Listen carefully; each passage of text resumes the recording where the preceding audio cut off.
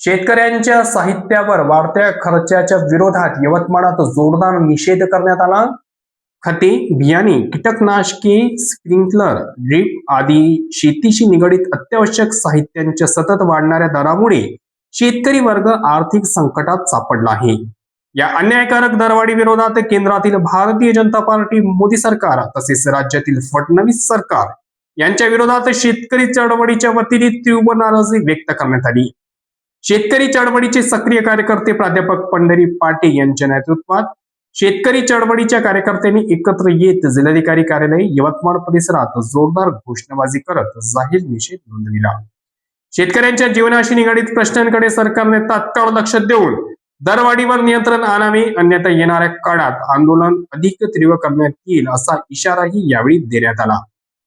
यावेळी आरएन न्यूजला दिलेली प्रतिक्रिया।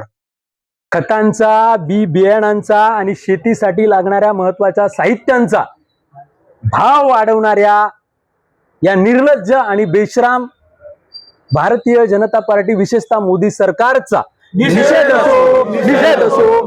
असो।